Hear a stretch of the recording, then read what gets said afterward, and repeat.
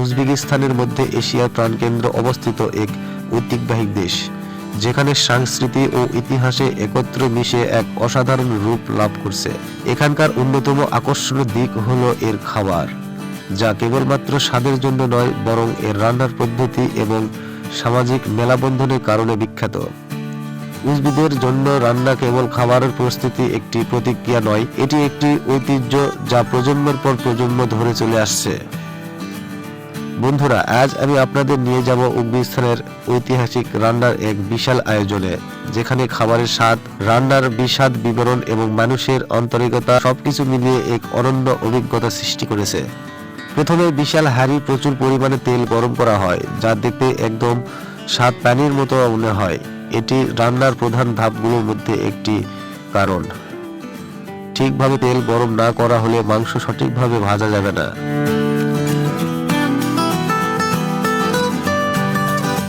গরম তেলে মাংসের বড় বড় টুকরো ফেলে দেওয়া হয় এবং এটি ধীরে ধীরে সোনালী রং ধারণ করে। মাংস যখন পুরোপুরি ভাজা হয়ে যায়, তখন এটি হাঁড়ির একপাশে সরিয়ে রাখা হয়।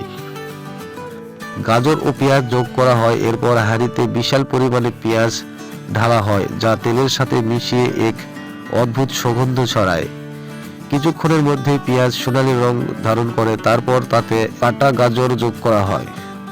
গাজর রান্নার সময় চামচ দিয়ে ধীরে ধীরে নাড়া হয়, যাতে এটি মিশ্রণভাবে মাংসের সাথে মিশে যায় এবং একই সঙ্গে মশলার স্বাদ ভালোভাবে শোষণ করতে হয়।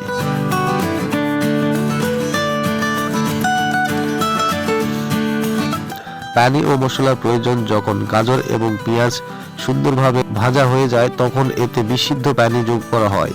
এটি মাংসের নরমের নিশ্চয়তা করার পাশাপাশি সমস্ত মশলাকে একসঙ্গে মিশিয়ে যেতে সাহায্য করে। এরপর একে একে সব মশলার লবণ এবং বিশেষ স্থানীয় মিশ্রণ যোগ করা হয়, যা স্বাদে অতুলনীয় সমৃদ্ধি নিয়ে আসে।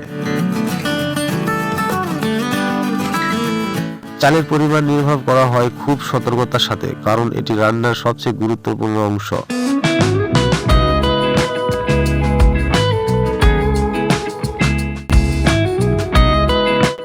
সকালে প্রথম আলো ফুটতেই বাজারের দিক থেকে খোলা হলে ভেসে আসে। পুরুষেরা বড় বড় মাংসের টুকরো সংগ্রহ করছে, আর মহিলারা নানা ধরনের মশলা প্রস্তুত করছে। শিশুদের চোখে মুখে কৌতূহল, তারা তাকিয়ে দেখছে এই বিশাল হাঁড়ি কয়রা কিভাবে রান্না হবে। রান্নার মূল আকর্ষণ হলো বিশাল এক তামার কয়রা, যা সাধারণত 6 থেকে 8 ফুট ব্যাসের হয়ে থাকে।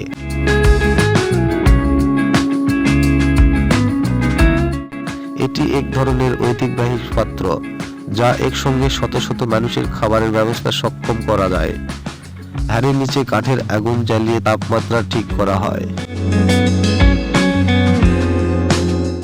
রান্নার প্রধান উপাদান হিসেবে ব্যবহৃত হয় মটর, ভেড়ার মাংস, যা উজবেকদের খাবারের অন্যতম প্রধান উপকরণ। মাটনের স্বাদ বাড়ানোর জন্য এতে মশলা মেশানো হয়, যার মধ্যে রয়েছে জিরা, কালো জিরা, এলাচ, দারুচিনি এবং স্থানীয়ভাবে তৈরি এক বিশেষ মশলা, যা খাবারের অতুলনীয় সুগন্ধ যোগ করে। এরপর আছে গাজর, যা উজবেকিস্তানের ঐতিহ্যবাহী খাবারের ব্যাপকভাবে ব্যবহৃত হয়।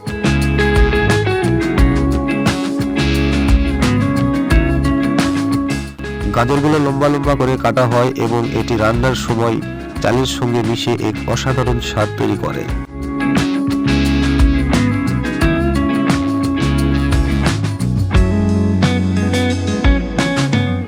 এরপর যোগ করা হয় স্থানীয় বাসমতি চাল, যা রান্নার একেবারে শেষ ধাপে ব্যবহৃত হয়।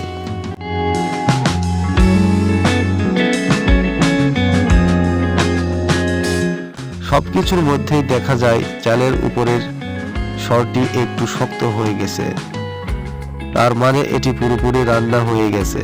তখন হাঁড়ির ঢাকনা বন্ধ করে কয়েক মিনিটের জন্য অপেক্ষা করা হয়, যাতে সমস্ত উপাদান একসঙ্গে মিশে যায়।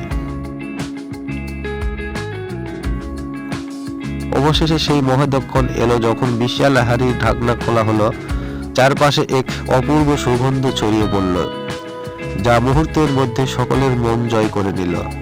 এবং এখন এটি পরিবেশন করার পালা। খাবার পরিচালনার জন্য বিশাল বড় বড় থালা ব্যবহার করা হয় যাতে সবাই একসঙ্গে বসে খেতে পারে। উজবেকিস্তানের সংস্কৃতি খাবার ভাগাভাগি করে একটি আলাদা ঐতিহ্য রয়েছে, যেখানে একসঙ্গে বসে খাওয়া সৌহার্দ্যজনক প্রতীক।